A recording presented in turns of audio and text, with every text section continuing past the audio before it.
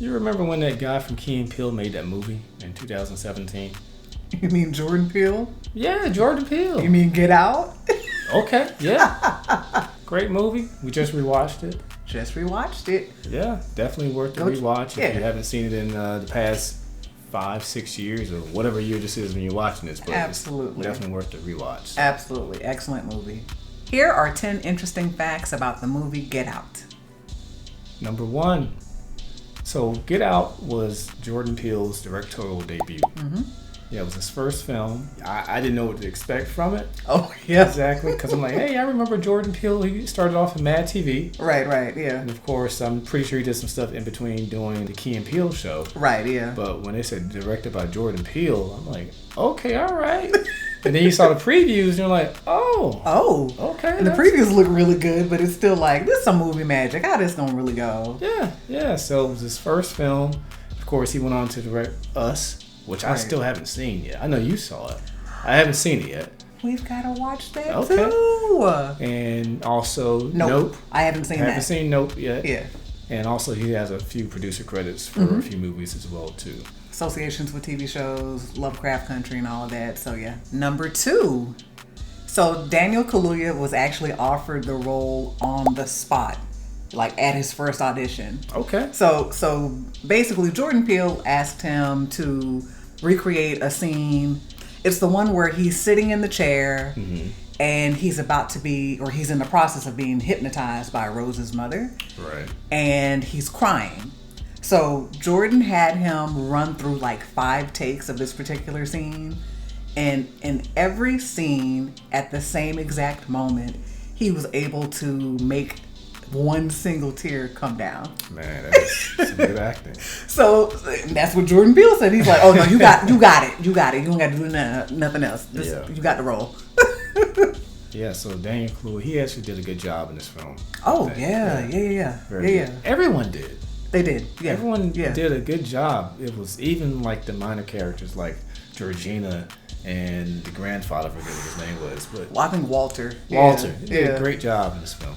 Number 3. So Jordan Peele was actually inspired to write Get Out from a joke that Eddie Murphy said in his stand-up comedy, Delirious. Okay. Yeah. So in a 2017 interview with Entertainment Tonight, Jordan Peele stated this. Get Out, an Eddie Murphy reference? Absolutely. Too bad we can't stay, baby. I mean, Eddie Murphy is talking about the difference between how a white family and a black family would react in a haunted house. I was watching Poltergeist last month. Why don't white people just leave the house when there's a ghost in the house? It's one of the best bits of all time. So yeah, I'm hip. Number 4. Tiffany Haddish was actually asked to audition for a part in the movie, but she declined. Well, he asked me to audition for it, but he let me read it and asked me to audition. I was like, man, look, I don't do scary movies. You know, that's demonized kind of stuff. I don't let that in my house. He's like, it's not really demons, man. That's a white man trying to take people's souls out their body and opening up brains. That sounds like some demon stuff to me. I'm cool on that. I'll watch it in the daytime, but I'm not gonna be in it.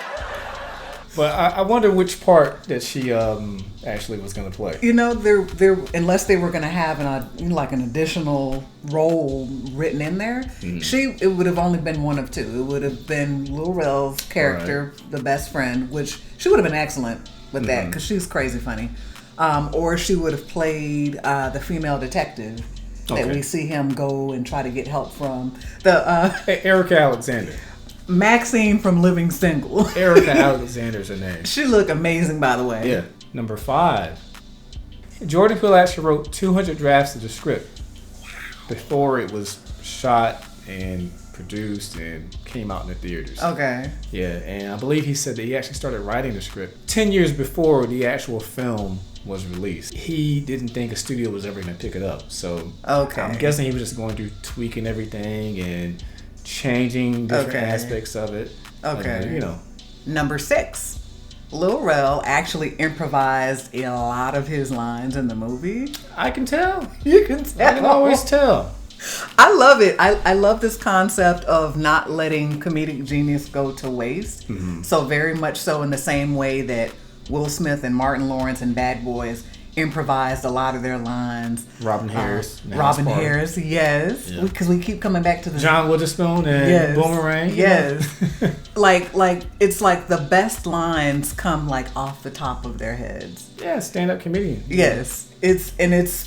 He's so funny. We've been watching Lil Rel since he was on the Carmichael show.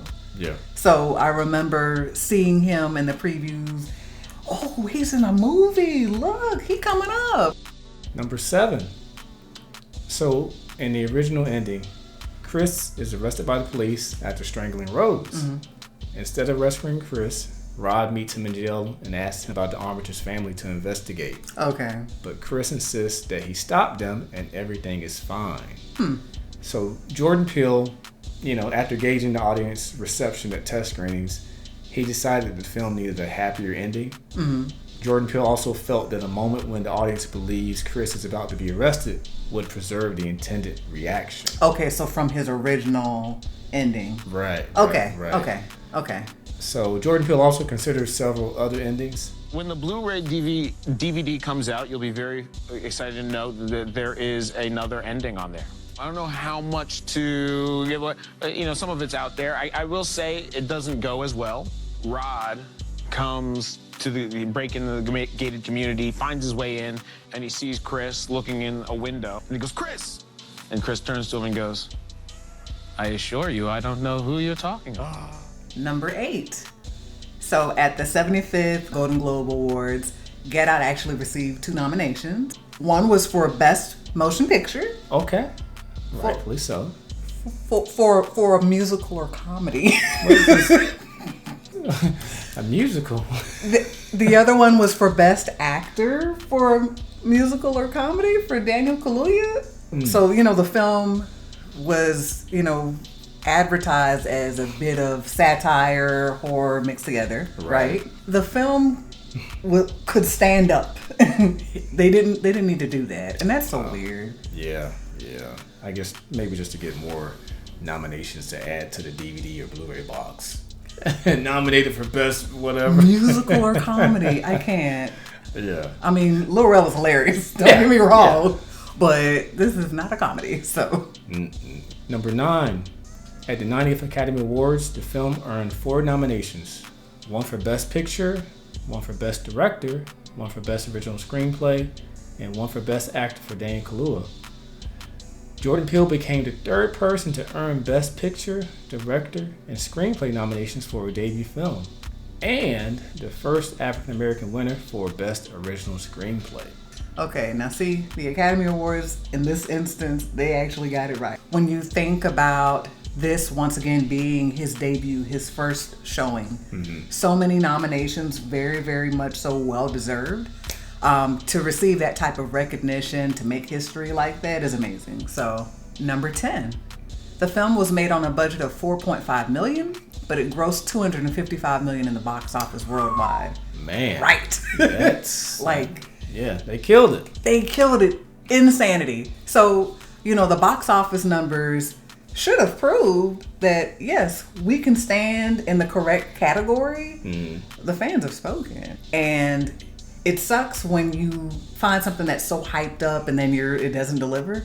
He delivered. Definitely. Yes. Definitely. So not only did they have this really tight budget, the film was shot in 23 days. Right. Yeah. So tight budget, tight schedule, you know what I mean? Yeah. I mean, 4.5 ain't nothing to sneeze at, but compared to what other films get for their budgets, but amazing. That's crazy. Let's talk about favorite scenes or memorable scenes from the movie. Oh, it's too many for me. It's too many. There's a lot. There's a lot of big moments. I would say for me, the one that got me, one of them with Walter, the groundskeeper, grandfather, yeah. And got beat by Jesse Owens. Yeah, and he almost got over it. So Chris goes over to talk with him. He's outside and he's chopping wood, and it's this really just eerie and creepy interaction that he has. His manner of speaking is so very off-putting. The look on his face, this strange plastered smile that does not move. If this don't tell you you need to go home and get out of here, I don't know what to tell you. You're not safe. Top of the line. One of a kind. I was like, no, we done. Sir, what are you saying? I have to leave now. Thanks. Yeah. I was like, man, what is this? What the hell? Like I said, everybody played their role in this movie. They did. Good. Yes. Good. Memorable scene. I think everybody likes the scene, but just when Chris goes under hypnosis for the first time, and just that she's like sink to the floor, and he just falls, and it's like, man, it's just crazy. And it's like the shot and everything, and kind of, you know, how it makes you feel a little bit. Yeah. And I can imagine just seeing it in like a theater. Right. It's dark, and then it gets dark, and you're just looking up. It's gotta be crazy. But we did a rewatch video. You can find the video here. But the moments where she's initially bringing him under and he's not aware it's even happening, she tells him, you're paralyzed. When I tell you my chest felt tight and it got hard for me to breathe, like a real visceral reaction to what was happening to him. Yeah. So she tells him, find the sound of the rain, and we start to hear the rain. Man, I'm gonna tell you, that thing almost took me under. I was like, listen, I'm not going to the sunken place. You ain't taking me, lady. But it was so well done. Yeah, very, very well done. Parting shots, last words. Put your comments down below if you have any other comments about the movie or any other facts. Right. Don't forget to hit the notification bell so you know when any movies are going to come out or any facts or whatnot. Yep. And we try to release movies at least every Wednesday. Well, I believe that's all we've got for you today. Oh, future people, Happy New Year.